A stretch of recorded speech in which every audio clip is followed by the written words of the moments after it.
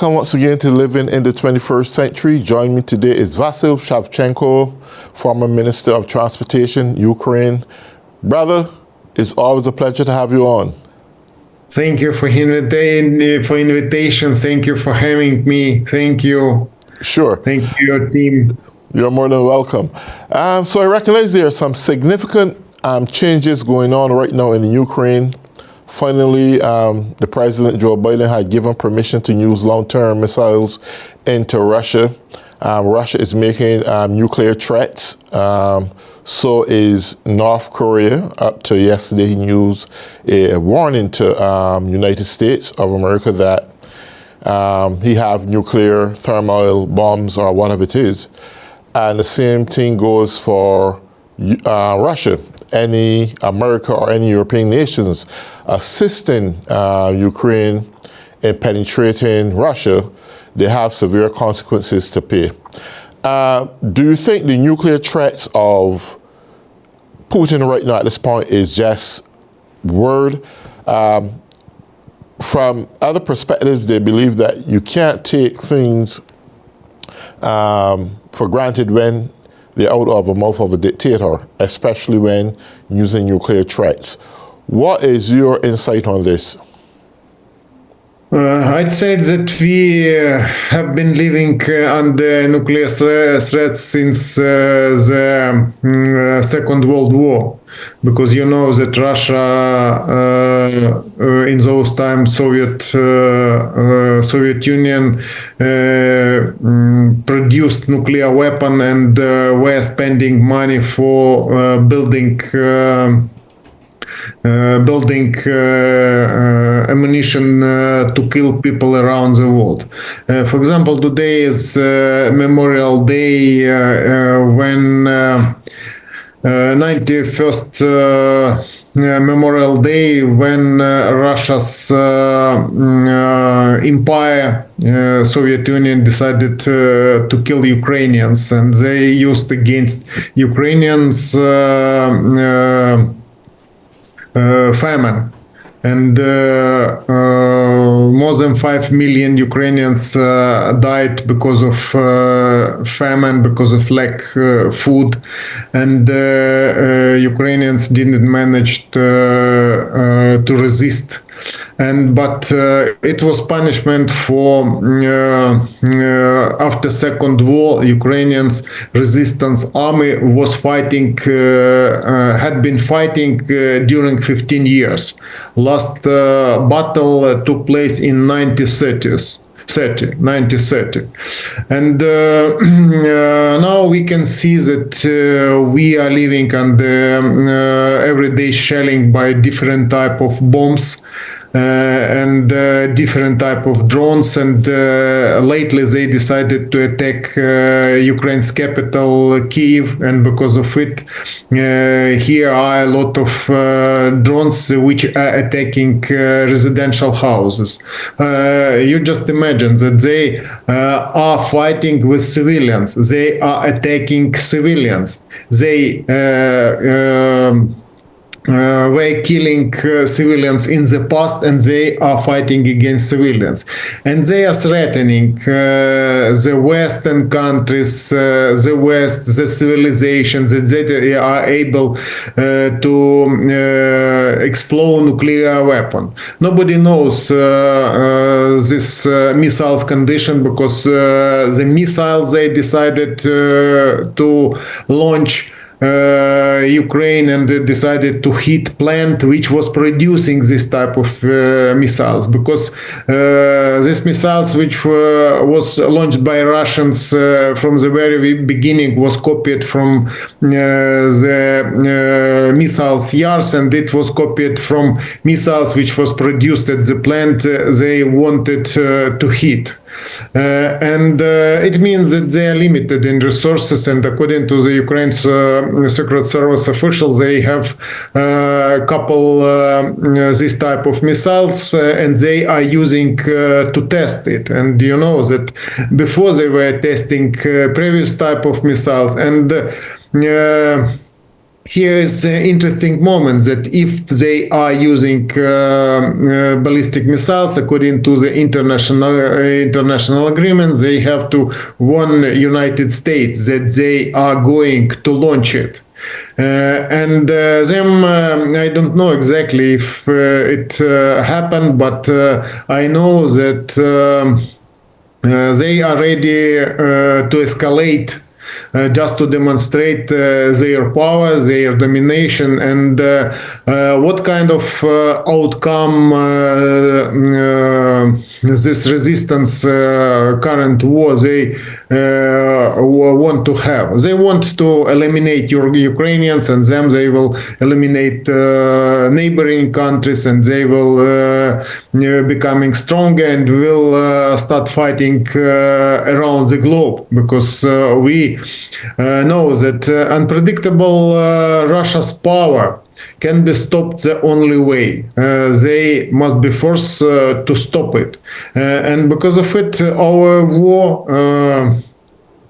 is effective from Ukraine side, because you know that Ukrainian forces are fighting effectively, but only one thinks it needs more weapon, more sophisticated weapon, and for example, weapon which would allow to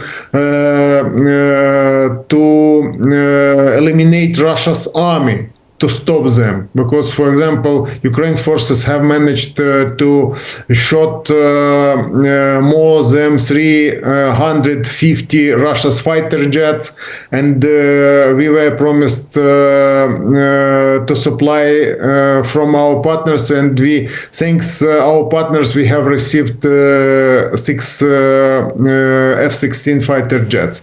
It isn't enough to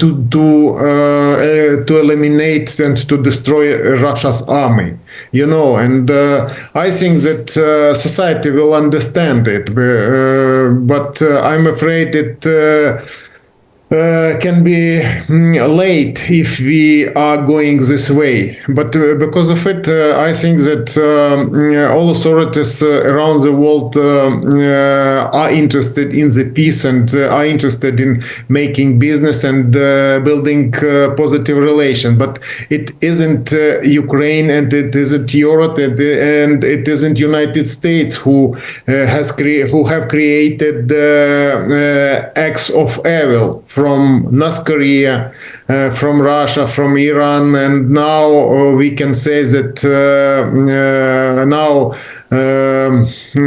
concerning China, what will be next? How they want to run this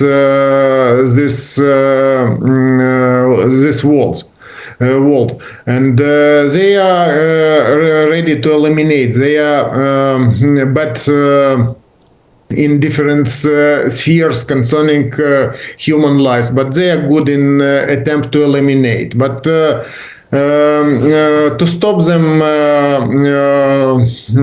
developed country can make decision concerning real limits for Russia's industry and for Russia's exports, but it haven't been done full scale. Only kept price caps, only limits, and they have received mediators and are still working, producing from Western spare parts missiles, which would be sent again back. And because of it, I'd say that it's impossible to understand for all of us that there are no any chances for victory if our partners will try to hold negotiations. For example, you could see that they decided to demonstrate that their power just after conversation Germany's chancellors with Russia's president. He tried to communicate, but there are no understandings. It was recognized like Western countries' weakness. And after that, they decided to go further. And now there are rumors concerning how to react for Russia's offensive attempt to offense when Ukraine's forces will be limited the ammunition and how what will happen next. Now there are no answer. Now we can see that clear answer only to cooperate together and to fight against them, and only provide conditions for negotiations. One thing I would like to look at is that when you and we first start covering this this war story, I won't say that I believe that World War III had been initiated. A couple of days ago, that's what Vladimir Putin would have indicated, that it's now World War III. And I see it as World War III because I believe at this juncture that the European nations have to come up now with a very strategic plan. It's no doubt that Putin's army is weak. That's why he relied now on North Korea. And more importantly is that his weapons are not as somewhat living up to the expectation in some cases. And it's a result, as a result of that, he's now using nuclear threats, which he did carry out some semi-nuclear experiment over Ukraine where an explosion went on. Everyone heard the explosion throughout the Ukraine. I don't know if to call it a bluff or if it's something to look forward to.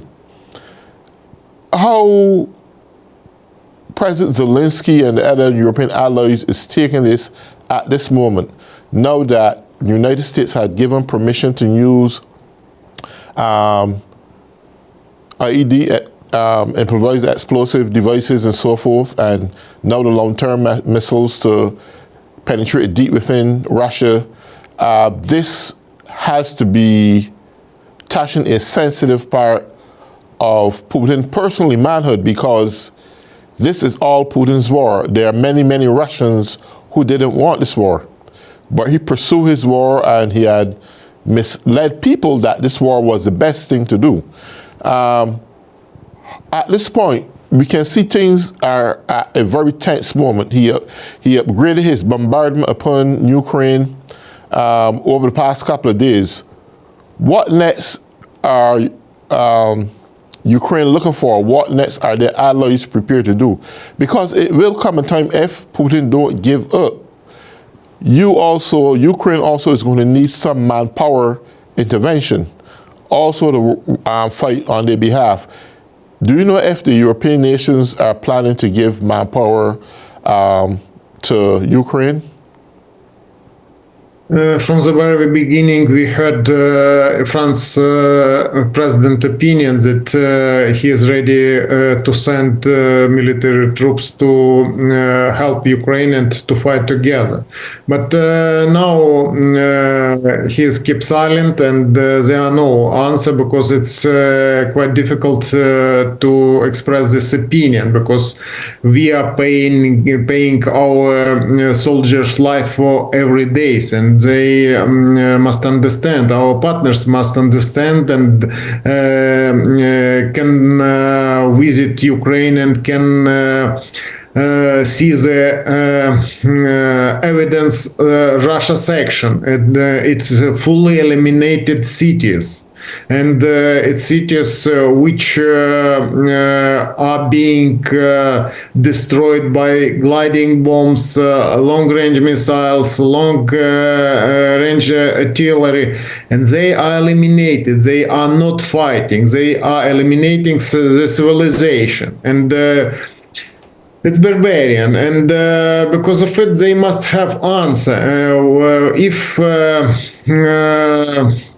some countries will try to hold negotiations. They will demonstrate him only that they are weak and that they are ready to accept any Russia's dictator's decision. But he will not enough, and it will depends how far we will allow him to go to Europe or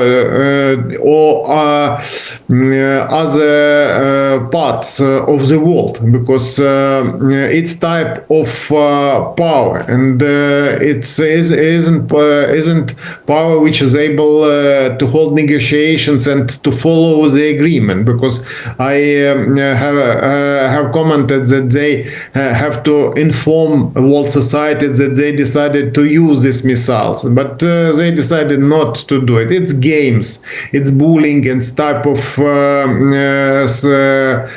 threatening the world in exchange of their advantages. And because of it,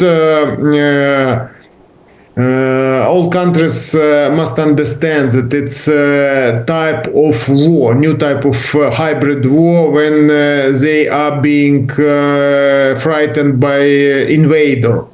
And to understand it, and to resist it, and to eliminate them, to prevent this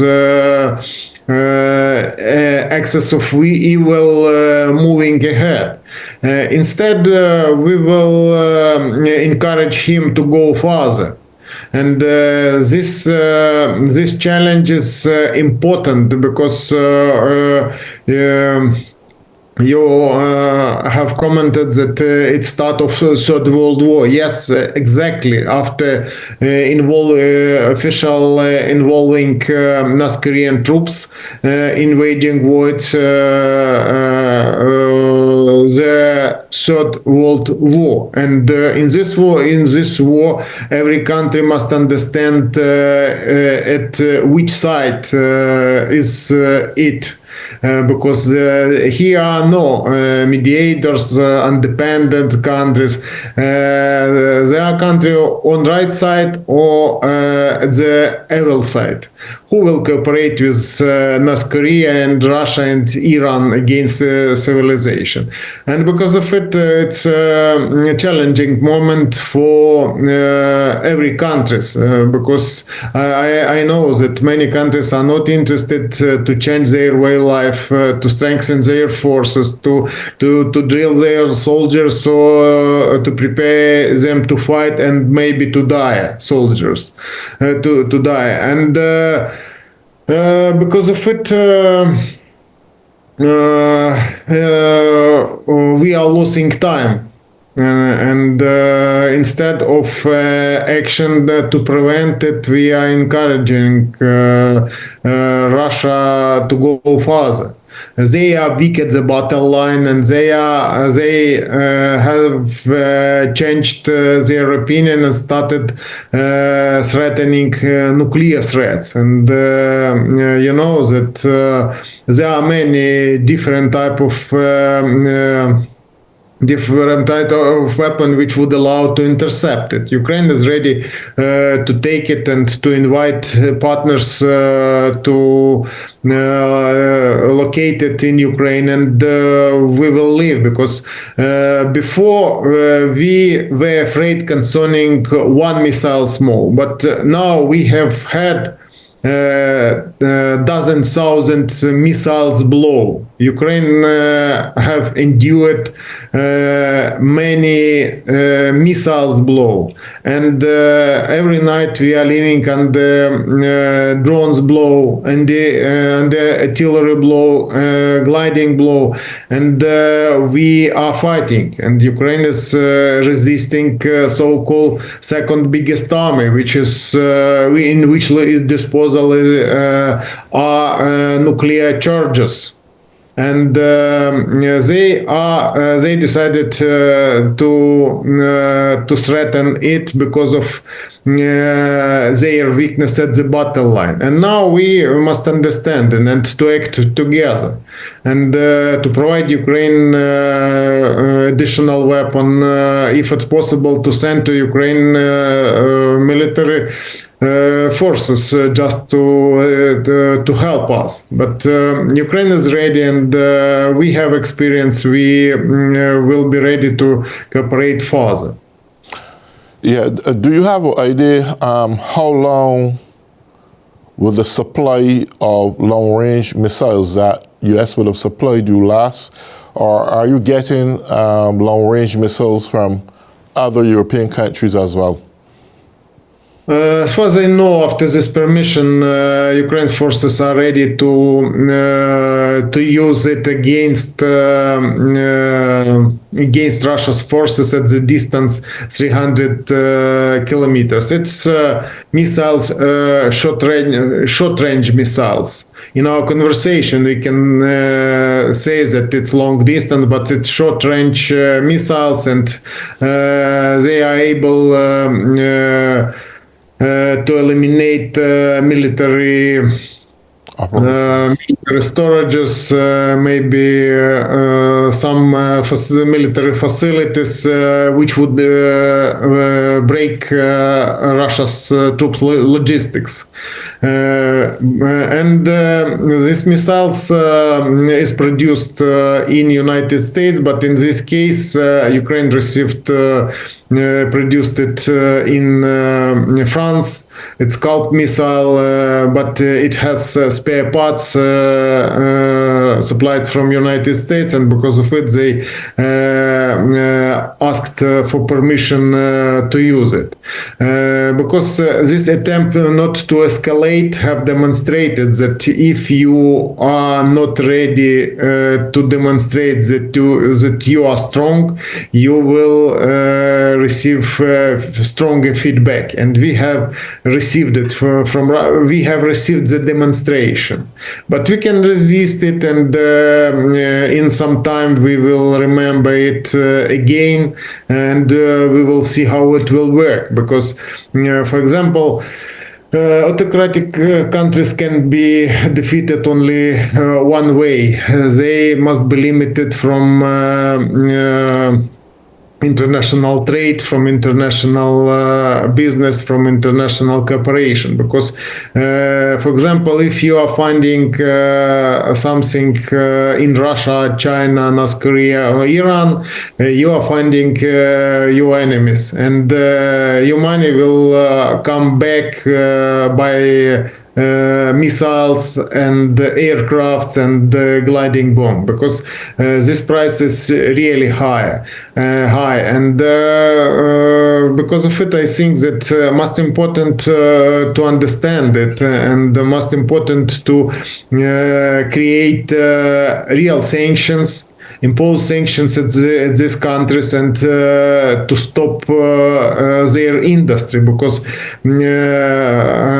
I have commented it that these missiles demand Western spare parts, they lack of it, and they are receiving it from European and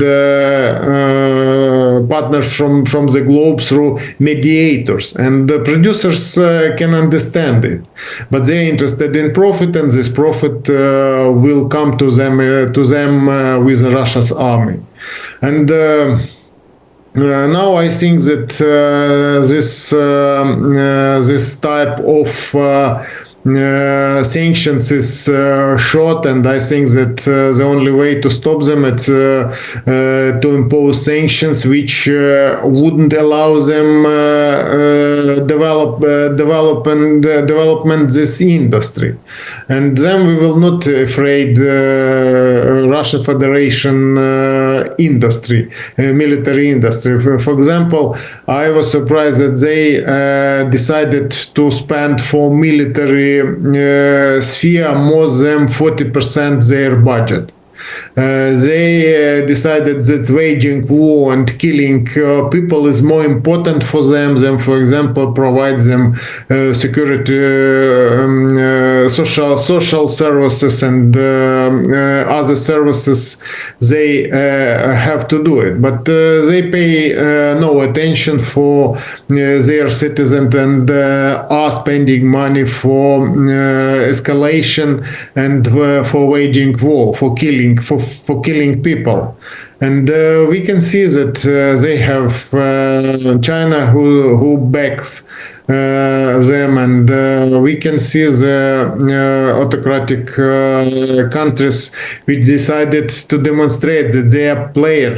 It was people who were limited in the world. It was only small points in the world when there were dictatorship. But now we can see that they are prospering and they are going ahead because they have received opportunity for future because they are united. And in this case, and I think that we must be together and we will win. Okay, great. We're down to the last 2.5 minutes now in the show. What is Ukraine optimism at this point? Now they have a little bit more to work with in terms of long-range missiles. Are they a little bit more optimistic that things will swing more in their favor?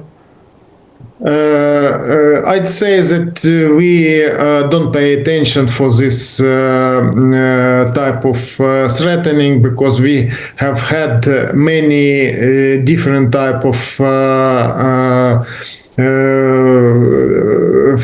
threatening for Ukrainians, and they have used against Ukraine different type of weapon, cutting-edge technologies. But we are alive, and we are still fighting, and we are still destroying their military troops, and are still demonstrating that they are not able to fight effectively, and that they are not able to move further. Only sometimes when Ukraine's forces can inflict the blow, they are trying to fight back, but we are not able to move further because of limits ammunition. And I think that nearest future, when our partners will be ready to supply us more weapons, we will be ready to go further. But we have to save up humans' lives. Great. Well, on that note, Vasil, we come to the end of our program. I want to thank you for joining me once again. And to all those who have been tuning in on Living in the 21st Century, have a great day.